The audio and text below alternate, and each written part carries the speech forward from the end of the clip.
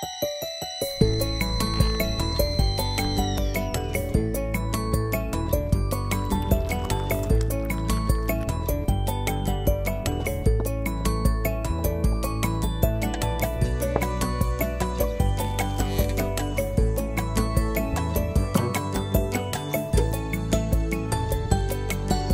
kvöld ætlum við að kynnast bútasaum, við kíkjum á flotta skrokka, skoðum bæringsstofu og endum í glímu. Gjörðu svo vel.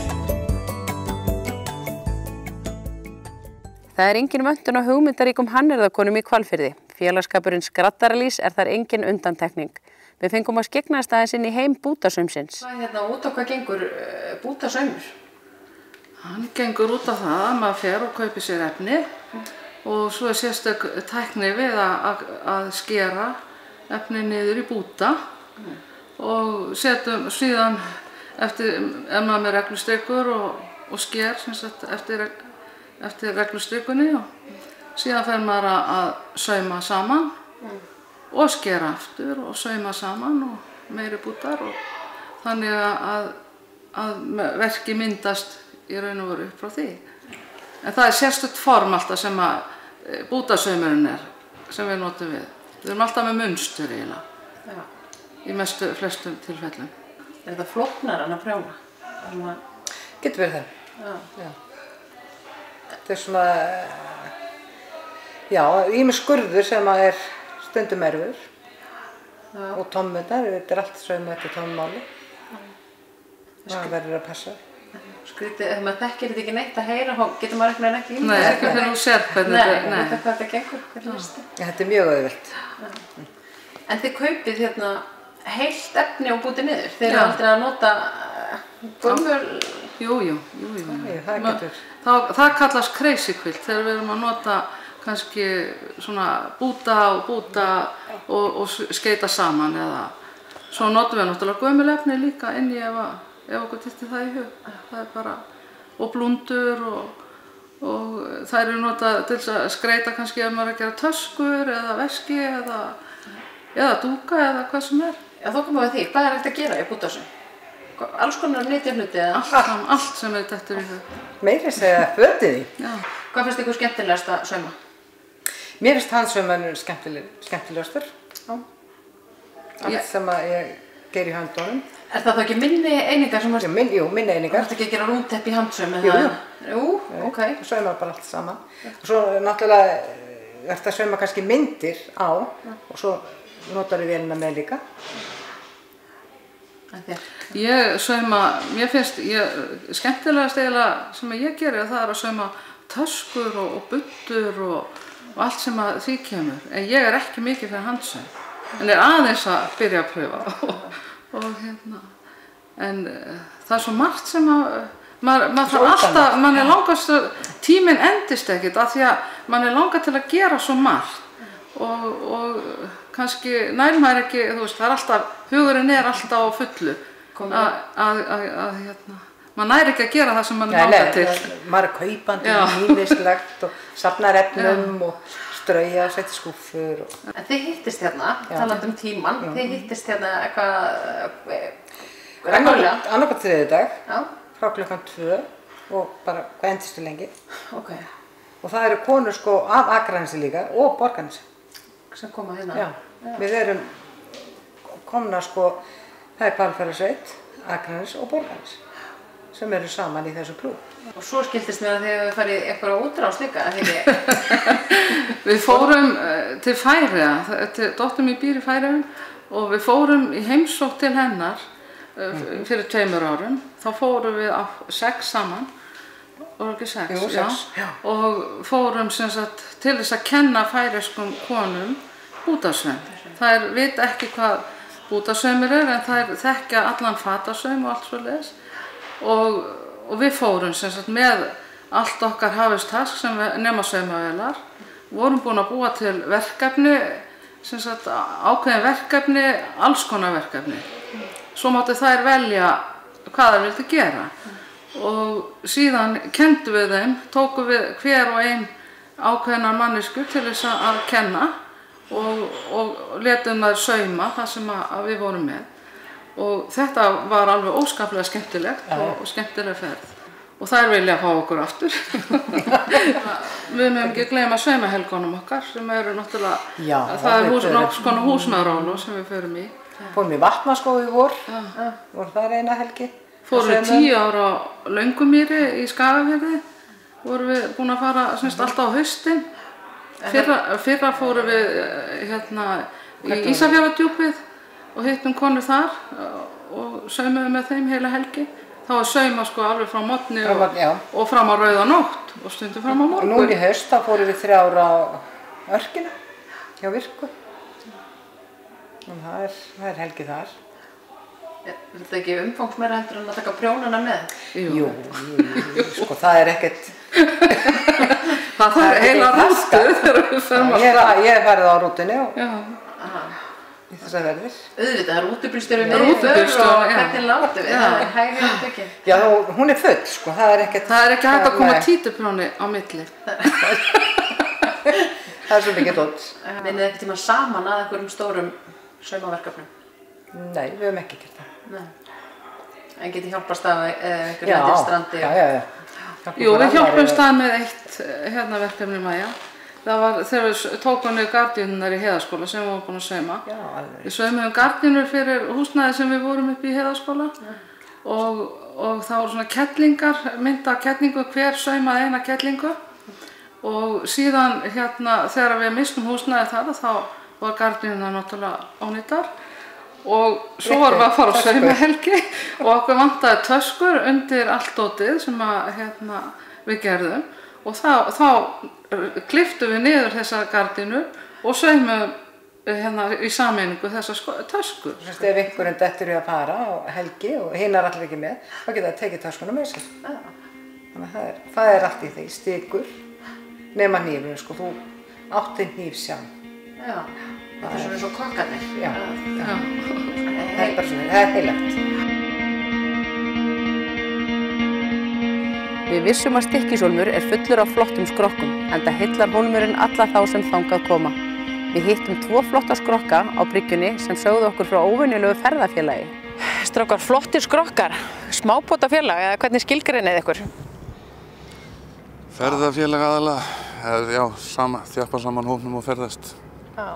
Hvað sé, ungt fólk í hólminu sem er bara gaman að sigla og eiga báta. Þetta eru einmitt eigendur einhverja smábáta. Hvaða rammi þessa báta? Það er nú aðalega, það er bara litli spórsbátar með utanborðsvélum. Það er allt svolítið það sem er í þessu núna, allavega. Utanborðsmótor? Já. En er einhver rammi fólkið sem kemur í þetta félag? Bara það sé gaman, það sé skemmtilegt og vill hafa gaman. Hvað er þetta stór félagsskapur? Ég veist það svona með mögum, hátt í 25 manns sem að fara, það komast ekki alltaf allir með en svona, hópurinn er þetta held ég. Og þetta er bara nýtt félag, alveg? Stofnaði í sumar einhvern tímann í Bjarneyjum, í ferð. Já, út í eyju, í ferð. Já. Út á hverju? Þetta er svona það var svona fyrsta stórferðin okkar sem vorum að fara svona í 2 daga. Það var ákveð að halda stofnfund bara svona, gera þetta opinbert. Er bara að pakka með nesta og nýja skó út í bát og svo siglt eyjarnar? Já, þetta var bara örlítið brot. Við höfum eftir að fara í allar eyjar á Breiðafirði næstu árum.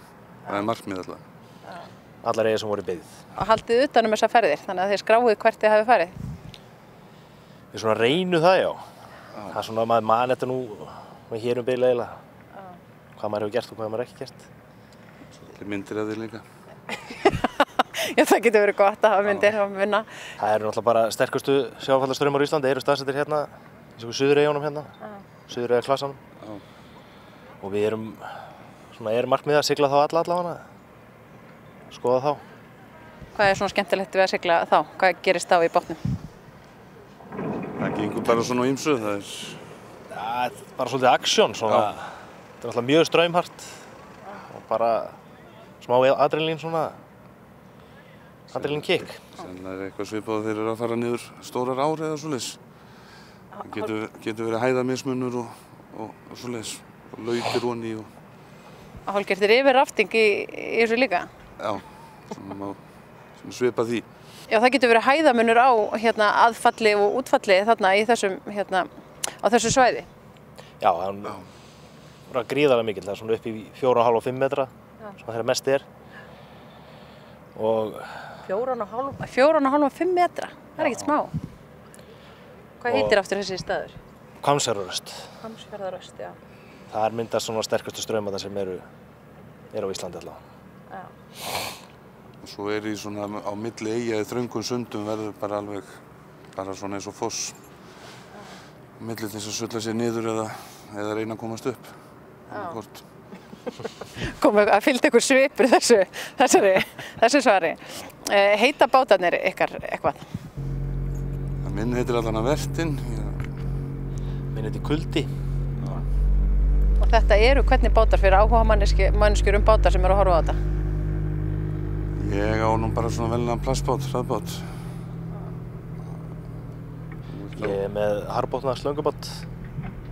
Það er svona, menn er annarkvort á því eða svona 5 metra löngum plastbát. Það er svona yfir flest allir sem er í þessu. Hvað er það skemmtilegasta við þetta eiginlega? Þetta er bara góður hópur. Gerir góða ferði. Bara gott fólk og gott veður og við förum á bátunum, aðrir fara á tjaldvagna. Bara siglum og... Hvað er lengsta ferðin sem þið farið í, segið þið? Það er þessi sem var farin í sumar, þessi 2 dagar. Frá föstudagskvöldi fram á sunnudag. Gistið þið úti eða gistið þið í tjöldum? Við gistum í húsi núna. Það er í Bjarneyjum er stórt hús. Það getur tekið margar. Nú vorum við alltaf bara. Kannski einhvern tímann í tjaldi, það kemur sennilega því fyrir rest. Er eitthvað framundan í starfinu? Er mikil félagsskapur yfir veturinn eða? Það er svona, var allavega verið talað það sko, að gera eitthvað saman á veturnar. En svo er náttúrulega bara stórferð í pípunum næsta sumar. Já. Hvað stendur til? Hugmyndin er að fara í Jökulfirðina fyrir vestan og vera þar í nokkra daga. Okay. Þannig að fara úr ykkar kjörlendi og yfir í næstu firði? Já. Keyrandi inn í Ísafjörðardjúp og siglandi svo þar. Já, það tekið náttúrulega bátan og þurft og keyrið þangað. Bátarnir eru teknir inn yfir veturinn eða? Svona flestir, já, sem hafa aðstöðu til. Já. Þá er líka verið að dytta að og breyta og metast og betur breyta. Bæringsstofa fekk byr undir báða vangi nýverið þegar heimasíðan bæringsstofa.is var opnuð. Sigríður settist niður með okkur og sagði okkur frá verkefninu. Sko, undanfarin ár þá hefur rúllað hérna á skjá í þessum svona bíó- og fyrirlestrasal myndir frá honum Bæring Seselsinni sem var fréttaljósmyndari og áhugaljósmyndari hérna í bænum. Og í raun og veru virðist hann hafa verið nánast allsstaðar. Þar sem bæði var eitthvað að vera og jafnvel bara, það eru náttúrumyndir, hann virðist hafa verið við alla viðburði og hann á fjölskyldumyndir og allt og þetta svona lýsir svolítið sögu bæjarins, uppbyggingu bæjarins, sem sagt Grundarfjörður tiltölulega ungur bær. Hann byrjar ekki að byggjast upp fyrr en á 5. áratug síðustu aldar, svona einhverju viti. Og á hvaða tíma var hann að taka? Hann er að taka, það er reyndar, sko mér sýnist það nú aðeins að reiki hvað fólk telur. Ég hef séð frá, sumir séð frá 38, svo ég séð frá 44, 5 eitthvað svoleiðis.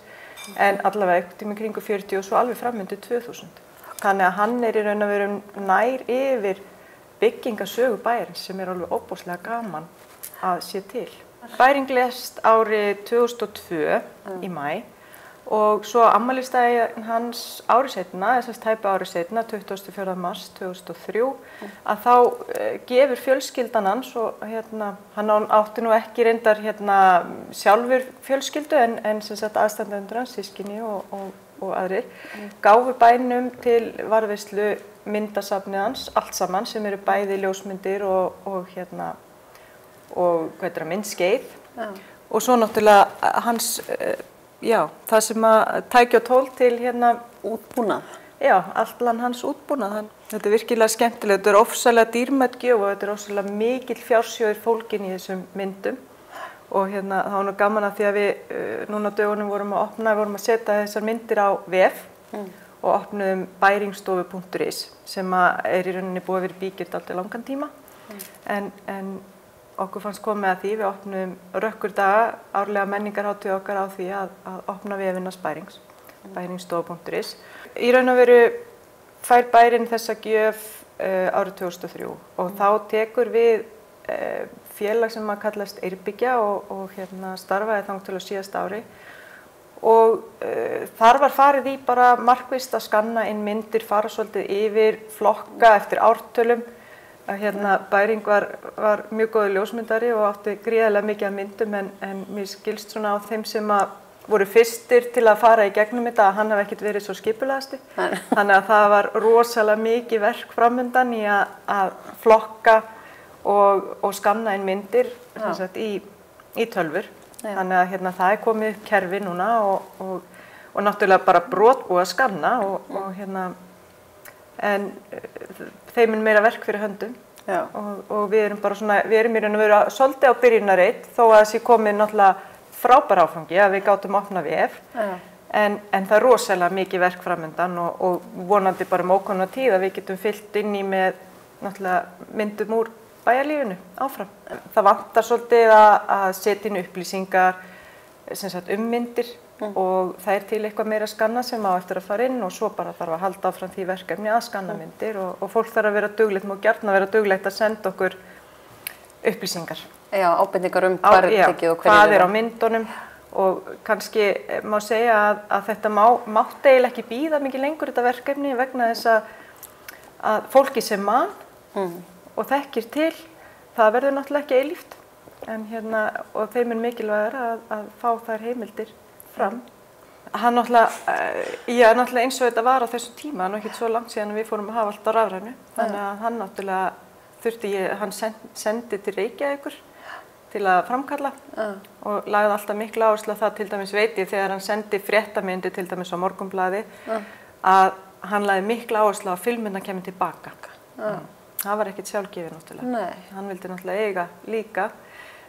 Annars sendi hann mikið til Reykjavíkur í framköllun og þannig að auðvitað megnið af myndunum sem við erum með eru framkallaðar ljósmyndir. Við erum náttúrulega verið svo óbúslega heppin að það hugsjónafólk í bænum og það sem er svo skemmtilegt inn í Grundarfirði að fólkinu þykir svo vænt söguna sína og áttagana sína og samfélagið sitt og það eru svo miklar hugsjónir. Og við njótum bara góðs af því í dag hvað þetta frábæra hugsjónafólk hefur lagt á sig. Það var í raun og veru, það var í sjálfboðavinnu sem voru skannaðar inn megnið af þeim myndum sem eru skannaðar í dag og eru inn á vefnum. Þannig að og sem bara frábært og utanumhaldið hefur verið þannig fram til þessa að þetta hefur verið gert í sjálfboðavinnu. Núna það skref í menningarnefnd bæjarins, hún tók þessa ákvörðun að drífa að setja upp vefinn. Það hefur verið kallað eftir þessu dálítinn tíma. Fólki hefur fundist svona, kannski hefur viljað geta skoða þetta heima á sér í staðinn fyrir að þurfa að koma hingað í bæringstofu til þess að sjá rúlla þær sýningar sem hafa verið og eldra fólk náttúrulega eða þeir sem eru fluttir í burtu.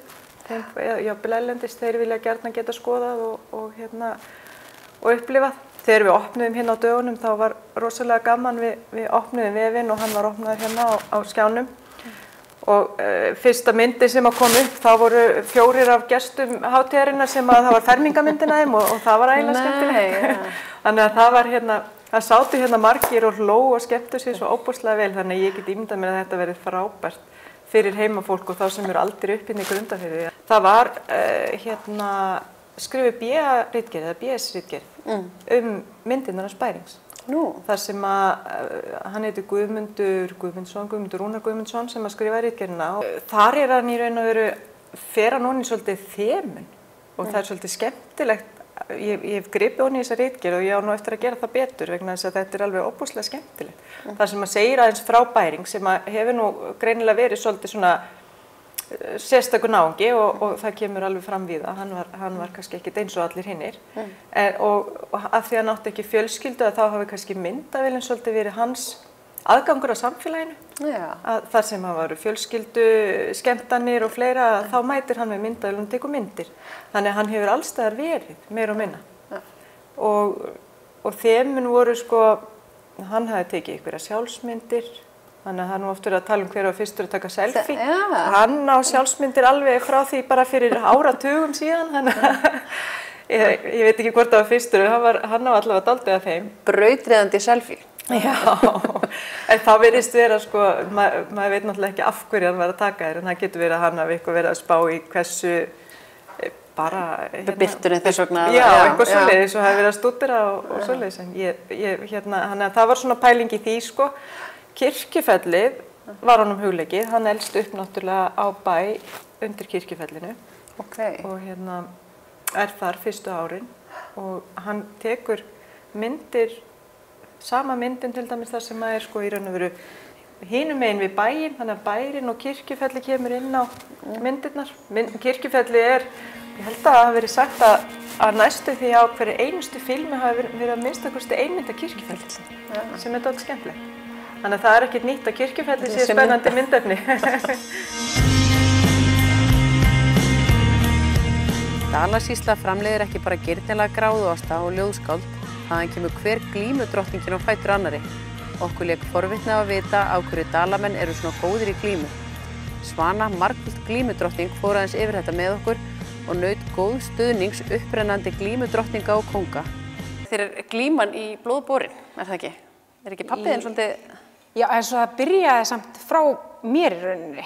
Ég sé að það kemur glímukynning hingað og það haldið Vesturlandsmót í glímu og það fer sveit héðan og ég í þeirri sveit. Ég held ég hafi bara verið númer 3 eða 4 í röðinni af styrkleikanum og okkur gekk vel og við unnum, Búðardalsstelpurnar og pabbi fekk svona áhuga á þessu þá og hann fór bara all in og hélt okkur svolítið við efnið. Svo kemur systir mín sem er 2 árum yngri en ég. Var hún líka í glímu? Já, hún byrjar bara leið hún má keppa og hún vinnur allt bara þegar hún er svona hávaxin og miklu stærri en stelpurnar sem hún var að keppa við, meðan ég var alveg staulaðast þetta í 4., 5., 6., 7. sæti fyrst sko. Þessi íþrótt glíma, hvað snýst hún? Hvað snýst hún? Þetta náttúrulega bara, þú sigrar með því að fella andstæðinginn, standa eftir fallið hans og hann þarf að snerta fyrir ofan olnboga, bak, rass og læri. Ég las texta þar sem stóð það má ekki níða andstæðinginn. Já. Það fannst mér svolítið merkilegt með þessar bardagar íþróttir í dag. Já, glíman hefur það sérstöðu að það er rosalega mikið af reglum og það meðal annars að það má ekki glíma í gólfinu og það telst semst níð þegar manneskjan nær að fara í gólfvörn og manneskjan dettur ofan á hana og rauninni níðir hana í gólfið. Þá í rauninni bræðrabilt og þá halda þér áfram og væntanlega gult spjald á þann sem fær níð. Þetta er svo að fáið íþrótt eins og ég myndi segja. Maður á að vera beinn og það er mikla kröfur gerðar á að glíma fallega. Það veitt fegurðarverðlaun í glímu til dæmis sem veitt á stærsta mótinu. Þá fegurðarverðlaun karla og svo fegurðarverðlaun kvenna. Og það út frá hvernig þú berð þig? Já, og hvernig þú klárar brögðin og hvernig þú hagar þér á vellinum og utanvallar bara á mótinu. Og það bara velur allt inn. Hvernig finnst börnum að koma inn í glímu og byrja að æfa? Eru þið vön svona miklum reglum? En ég byrja alltaf á því að fara yfir það sem gæti meitt. Bæðið þú getur meitt þig eða meitt þann sem þú ert að keppa við. Það er svona grunnurinn og svo fyrir maður að kenna þeim brögðin. En það tekur náttúrulega alveg bara mörg ár að tikka inn þessi tækni. Þetta er náttúrulega rosaleg tækni í íþrótt. Þetta er alveg bara, þú þarft að vera með aðeins útskefin fótinn og beygja aðeins nýð og svo þarft að fara í, en maður kennir ekki krökkunum þetta. Maður svona lætur þau bara svona finna hvernig þau vinna með höndunum í beltinu og vinna svo í fótunum án þess að meiða hvort annað.